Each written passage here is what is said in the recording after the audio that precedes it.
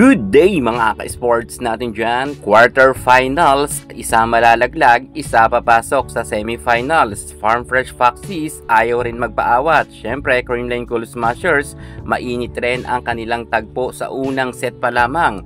Hindi talaga magpapakabog ang Creamline Cool Smashers, pero hindi natin akalain na ang Farm Fresh ay papalag nga. Mukhang pinaghandaan nga rin nila ang Creamline Cool Smashers, lalot magaling naman ang kanilang setter sapagkat ito ay Phil-Am rin. Pero syempre alam natin na ang Creamline ay subok at matibay na at napakarami na nilang experience. Speaking nga sa veteranang team, eto nga ang Creamline Cool Smashers ay una agad nakapuntos sa vlog itong si Michelle Gumabaw at nakadalawang puntos agad dahil sa malakas na spike ni Michelle Gumabaw. At nagsunod-sunod nga ang error ng nasabi nating Farm Fresh Foxies dahil sa magandang services nga ni Kyle Negrito, at dahil dito ay medyo nakawala na nga agad ang Creamline sa score na 5-0. Grabe, ang Creamline Cool Smashers umpisa pa lang nag-aangas na talaga.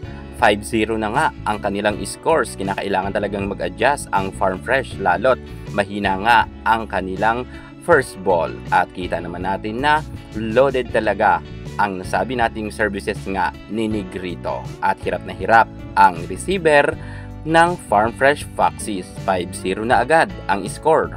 Naging 7-0 pa nga ang naging score nila, pero hindi dito nagpatinag itong si Trisha Tubu, kung saan ay hinabol nga nila ang score ng Creamline Cool Smashers. At dahil nga medyo nagkaka-error na nga ang Creamline, bahagyang nakadikit ang Farm Fresh Foxies dahil nga sa sunod-sunod rin na 4 na score din ni Trisha Tubu. At eto na nga ang nangyari dahil nga sa magandang ipinamamalas rin na laro ngayon ni Trisha Tubu, napa-time out naman dito si Coach Sherwin Meneses. Paano ba naman ay puro naman kasi hindi nakaka-block ang CCS at naging 7-4 na ang score.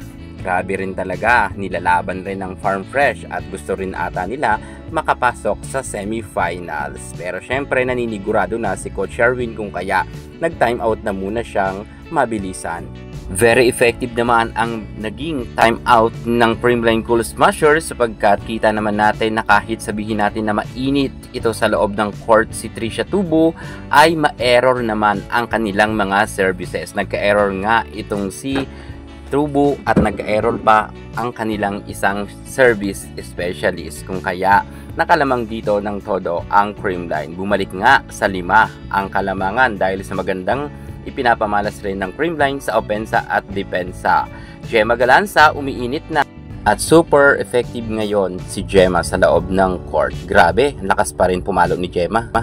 At hindi nga dito nakaporma sa set 1 ang Farm Fresh Foxies, kung saan naging 9 na nga na puntos ang kalamangan ng CCS. At dahil dyan, nilampaso nga ang Farm Fresh Foxies. Iba talaga ang bangis ng Creamline Cool Smashers.